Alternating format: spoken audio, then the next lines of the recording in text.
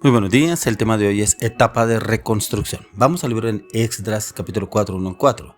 Oyendo los enemigos de Judá, de Benjamín, que los venidos de la cautividad edificaban el templo de Jehová, Dios de Israel, miraron a Zorobabel y a los jefes de casas paternas y le dijeron: edificaremos con vosotros, porque como vosotros buscamos a vuestro Dios, a él ofreceremos sacrificios desde los días de Esaradón, rey de Asiria, que nos hizo venir aquí.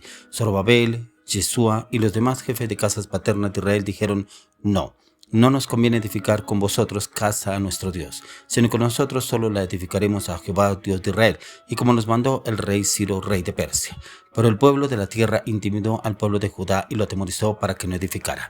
Etapa de reconstrucción. Encontramos en el tiempo de Esdras que el Dios le había hablado al rey Ciro. Le habló al rey Ciro para reconstruir los muros, los cuales habían sido derribados en Israel, en Jerusalén, cuando vino Babilonia e invadió a Israel, invadió al pueblo de Jerusalén.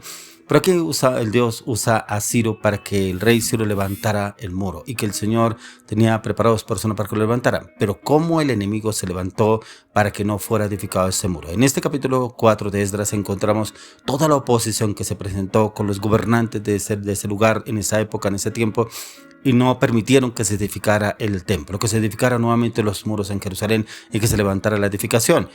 Encontramos a estas escrituras de la palabra. ¿Cuántas personas entran en etapa de reconstrucción, pero el enemigo no los deja? Etapa de reconstrucción, ¿qué quiere decir?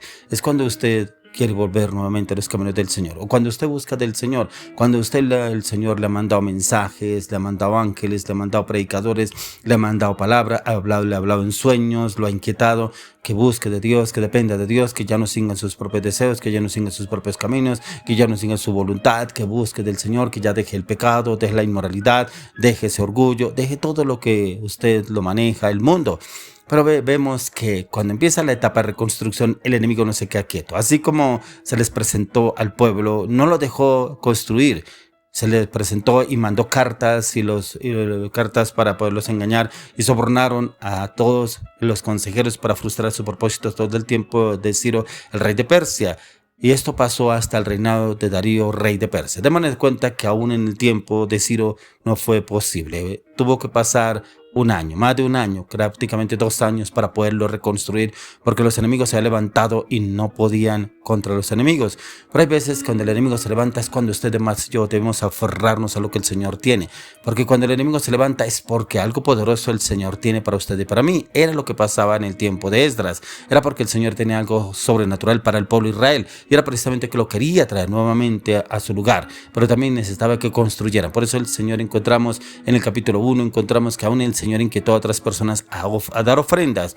Dice que oro, plata, piedras preciosas para poder recolectar el dinero para empezar la reconstrucción de los muros, para reconstruir totalmente a Jerusalén. ¿Cuántas personas Dios ha obrado en su vida para que usted vaya a un encuentro, para que usted busque de Dios? Dios usa a otras personas para proveerle, aún para ayudarle en sus necesidades, aún en situaciones difíciles, circunstancias adversas. Dios usa aún personas que usted y yo ni conocemos, pero Dios usa a esas personas, y son esos ángeles que el Señor trae para empezar a reconstruirnos, para entrar en esa etapa de reconstrucción. Si usted de pronto se ha presentado en esa situación, se le ha presentado en el cual usted siente desánimo, cansancio, otras personas dicen: no, eso déjelo, mejor vaya a otro lado, mejor hágase este baño, hágase este riego, mejor vaya donde tal brujo, tal hechicero, eso le va mejor allá, va que tal persona lo va a ayudar, usted puede salir y le va a ir a él, le va a ir muy bien. Es el enemigo. Vemos y nos damos cuenta que a la luz de las escrituras es pura oposición para que no entre en la etapa de reconstrucción. Y el Señor quiere llevarnos a una etapa de reconstrucción. Esa etapa de reconstrucción el Señor quiere hacerla en su vida y en mi vida, pero tiene que empezar con los muros de adentro. Los muros de adentro es el carácter, ese carácter que de pronto es frágil, y ese carácter de pronto que también es indomable, ese carácter de pronto que es inconstante, inestable, inseguro. Y el Señor quiere empezar a reconstruir esos muros en su vida, porque de pronto hoy dice una cosa, mañana dice otra. Por la mañana pensó algo, pero por la tarde ya pensó otra cosa. Entonces esa persona con ese carácter inconstante, inseguro, inestable, y son esos muros que el Señor quiere empezar a construir y a levantar. Por eso encontramos en Colosenses 1:13, dice que Dios nos ha librado de la potestad de las tinieblas y trasladado al reino de su amado Hijo.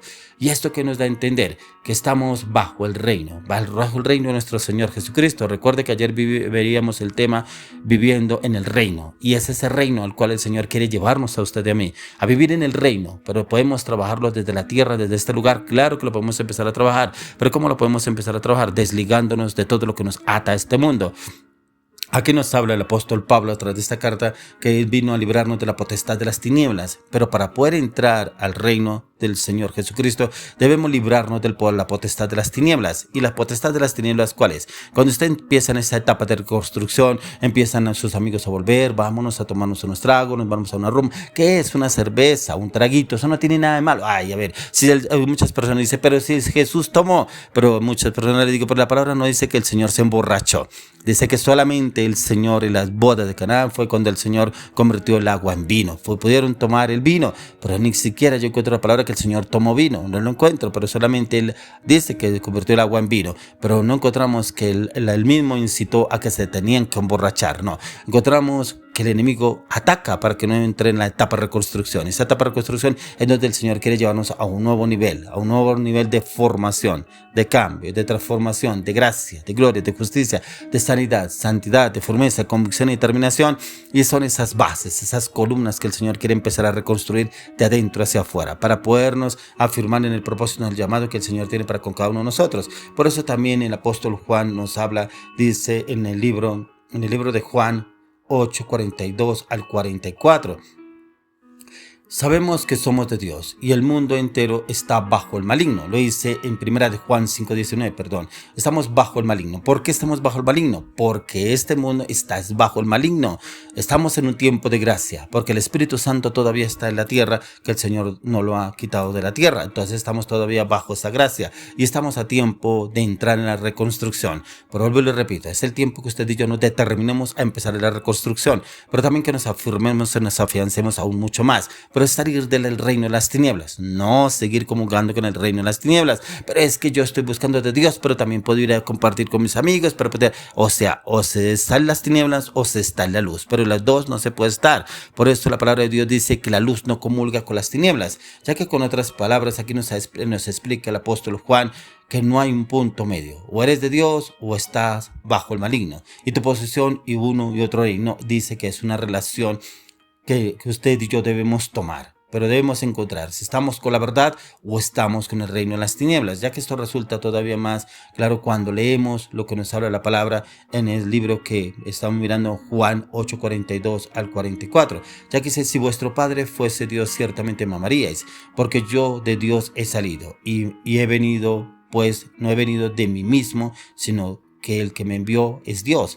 Por eso en el verso 43 dice, porque no entendéis mi lenguaje, porque no podéis escuchar mi palabra, vosotros sois de vuestro padre el diablo y los deseos de vuestro padre queréis hacer. Él ha sido homicida desde el principio y no ha permanecido en la verdad, porque no hay verdad en él. Cuando habla mentira, de suyo habla, porque es mentiroso y padre de mentira. Mire cómo se camufla el enemigo. ¿Qué tiene de malo tomarnos una cerveza? ¿Qué tiene de malo que compartamos? Que a mí me acompaña a determinado lugar, a un antro, a compartir con esta persona, esta mujer, con este hombre, camine, eso le pasaremos bueno, eso no tiene nada, eso no le va a pasar nada a usted.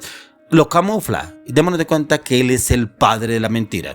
Aquí lo mismo lo dice el apóstol Juan, que él ha sido mentiroso desde el principio, porque encontremos, como hablamos ayer viviendo en el reino, encontramos cómo él engañó a Eva, Satanás. Se disfrazó a través de la serpiente, se camufló y le habló a la serpiente y la engañó. La serpiente engañó a Eva y la pudo seducir y la pudo llevar a cometer el pecado para poderla someter. Entonces la palabra de Dios es muy clara. Entonces hay dos reinos o dos potestades y usted y yo miramos en cuál de las dos estamos, pero usted y yo tenemos la determinación por cuál seguimos, ya que el Señor es todopoderoso y su victoria es segura. Pero aquellos que no creen en Cristo, a lo que es lo mismo, quienes no creen en la verdad, son enemigos de Dios, por lo tanto lo aborrecen, porque aman más la mentira. Ya que en relación con eso usted y yo debemos aclarar que todos nosotros también fuimos en otro tiempo enemigos de Dios y lo aborrecíamos, porque andábamos en nuestros delitos y nuestros pecados, los deseos de la carne, los deseos del corazón, los deseos de la mente, y nos andamos. Y por eso viene el Señor y nos transforma,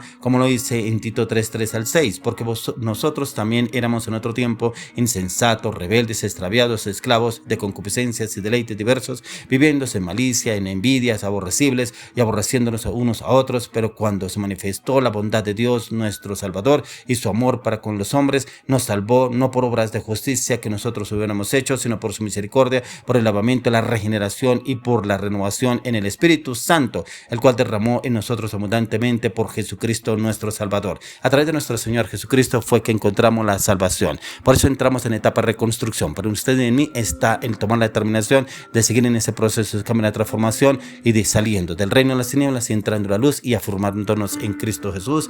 Amén.